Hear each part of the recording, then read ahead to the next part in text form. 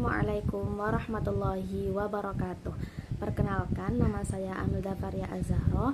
Saya dari kelas PID 24 dengan NIM 24030654153. Di sini saya akan menganalisis satu kasus, yakni kasus korupsi penyerobotan lahan negara oleh grup Duta Palma adalah salah satu skandal terbesar dalam sejarah Indonesia, dengan kerugian negara mencapai 104,1 triliun. Nah, latar belakang kasus ini itu melibatkan penyerobotan lahan negara seluas sekitar 37.000 hektar di Kabupaten Indragiri, Hulu Riau. Nah, tanah tersebut itu digunakan untuk perkebunan kelapa sawit tanpa seizin selama periode 2003 sampai 2022. Nah, grup Duta Palma ini yang dimiliki oleh Surya Darmadi menguasai lahan secara ilegal tanpa mengantongi izin hak guna usaha yang sah. Jadi mereka tetap mengoperasikan perkebunan kelapa sawit yang seharusnya itu menjadi hak negara.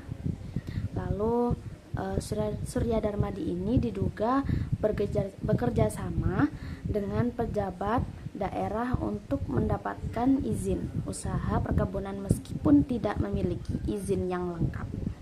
Nah, perusahaan beroperasi secara ilegal selama hampir 2 dekade yang menghasilkan keuntungan yang sangat besar.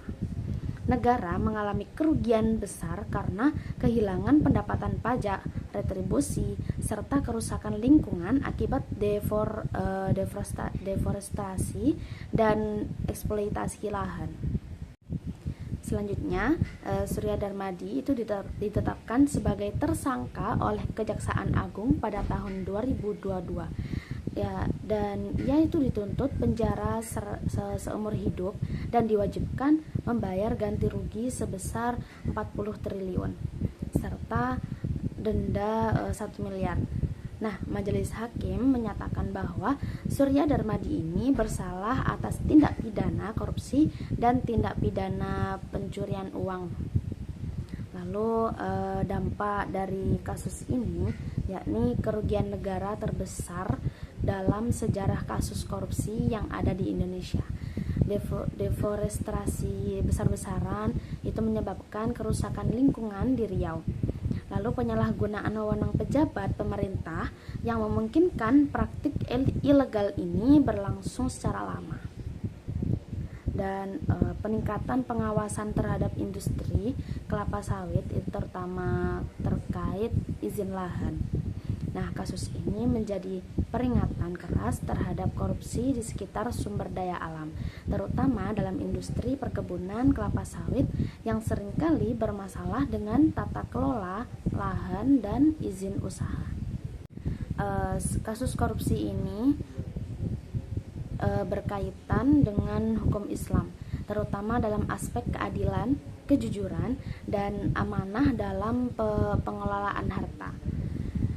Salah satunya yakni haramnya berkorupsi dan penyalahgunaan wewenang.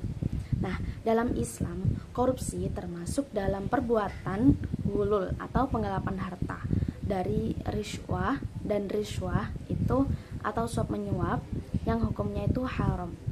Nah, Allah berfirman dalam Quran surah Al-Baqarah ayat 188 yang artinya, dan janganlah sebagian kamu memakan harta sebagian dari yang lain di antara kamu dengan jalan yang batil, dan janganlah kamu membawa urusan harta itu kepada hakim supaya kamu dapat memakan sebagian dari harta orang lain dengan jalan berbuat dosa padahal kamu mengetahui. Quran surah Al-Baqarah ayat 188.